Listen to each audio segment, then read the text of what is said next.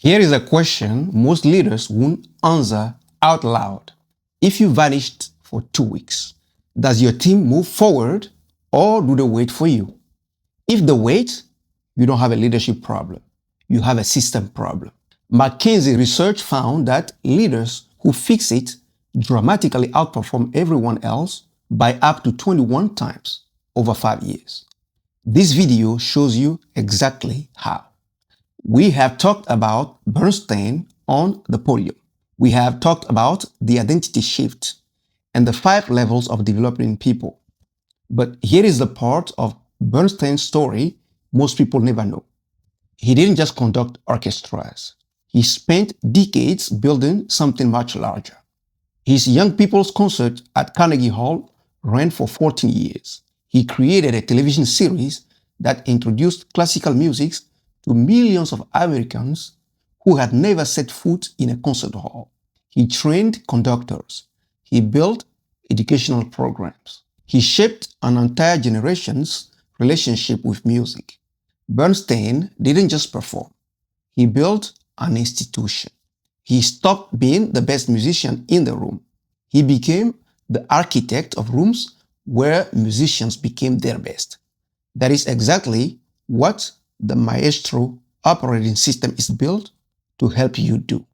Before we go into the system, one more time, and I mean it every time I say it, a system is only as strong as the identity of the leader who built it. If you haven't taken the leader identity audit yet, that is your first step. Not the system, the self-knowledge. The leader identity audit is free. It will take you less than 10 minutes to complete. It will show you exactly where your leadership identity is solid and where the cracks are that quietly undermine everything you're trying to build. The link is in the description. Now, let us talk about the Maestro Operating System. It has 5 components. Like the ladder, they are sequential. Each one builds on the last. Number 1, we have the score. Number 2, the sections. Number 3, the rehearsal. Number 4, the performance. And number 5, the audience. So, component number 1, the score. What are we trying to create? What does success sound like before a single note is played?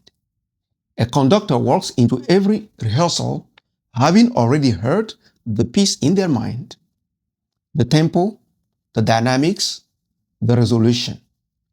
The score is not just music on a page. It is a complete picture of the intended experience.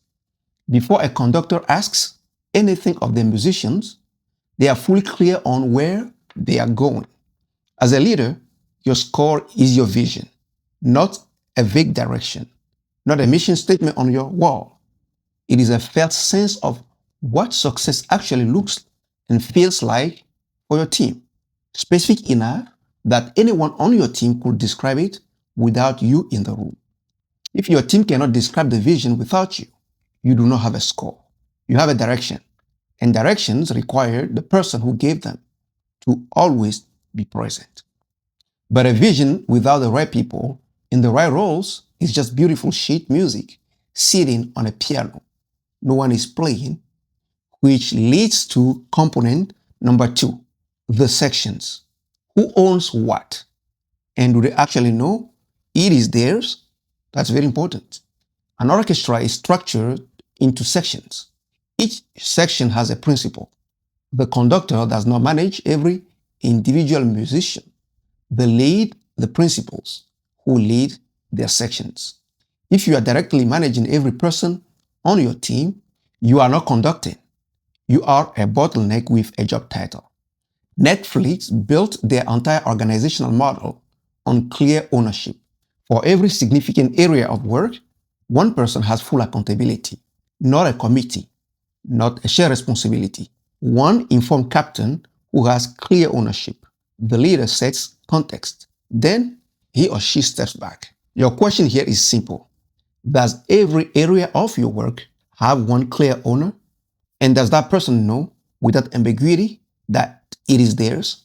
Ownership without clarity creates anxiety, and clarity without ownership creates dependence. You need both. Now, component 3, the rehearsal. Where do people practice before it counts?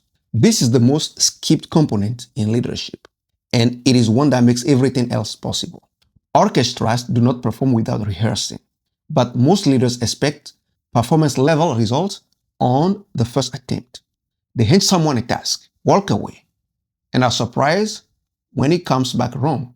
And because there was no rehearsal built into the system, the only option are to take it back or accept substandard work. Toyota solved this problem and built the most consistently excellent manufacturing culture in modern history because of it. The entire coaching model is built around cycles of attempt, feedback, and adjustment, with a coach in the room, of course, before it counts. As a leader, the question is, where in your team's workflow is there genuine rehearsal space, a place to try, to fail, get corrected, and try again without it becoming a crisis? If the answer is nowhere, that is why your team keeps needing you to solve things. You have skipped the rehearsal and gone straight to the performance. Okay, you have the vision. You have clear owners. You have built rehearsal into the system. Now comes the moment it all comes together, which is component number 4, the performance. What is your role when it matters most? When performance time comes, a great conductor does not run onto the stage and start playing the cello because they are nervous. They trust the rehearsal, the guide in real time, a gesture here, a tempo shift there, but they are not executing, they are elevating. Your role during your team's highest pressure moment is not to solve. It is to be calm, to have a clear judgment. It is to give the occasional precise intervention and the restraint to know the difference between a moment that needs your hand and a moment that needs your silence. Be the second kind of leader. Last but not least, component number 5, the audience. Who are you serving? What experience are they actually having? The entire reason an orchestra exists is the audience. Every decision, tempo, dynamics, program selection is in service of the experience someone else is going to have. And yet, this is the component leaders most often forget when they get deep into building systems and developing people. In Bernstein young people concerts, he would look at a room full of children and ask, what do they need from me today? Not, what do I want to teach? What do they need to receive? That question, what does my audience need from my leadership right now, is the one that keeps every other component honest. When you forget who you are serving, the system begins serving itself. Here is what I want you to see now that we have worked through all 3 videos together. Video 1 was about who you need to become, the shift from player to conductor. Video number 2 was about how you develop each person one level at a time. This video is about how you build the environment where all of it happens consistently at scale without requiring your constant presence. The videos map to identity, individual development, and organizational system. These 3 things together, that is what makes a leader an institution. Bernstein didn't just give one great performance. He left behind educators, audiences, musicians, conductors, a body of work that continued long after he left any specific stage. That is the standard, not just a great leader, a leader whose impact outlasts their presence in any given room. Don't just build a great team, build a team that builds great teams. Now, think about this 5-question diagnostic, one for each component. Number 1, we talked about the score. Can everyone on your team describe the vision without you in the room? Number 2, the sections. Does every area of your work have one clear owner who knows it is theirs? Number 3, the rehearsal. Where does your team get to try, fail, and learn safely before it counts? Number 4, the performance. In high-pressure moments, do you elevate your team or do you take over? Number 5, the audience. When did you last ask who you are serving and whether they are actually experiencing your leadership as a gift. Wherever you felt the most discomfort in those 5 questions, that is your next area of work. If you have watched all 3 videos in this series, I want to say this directly.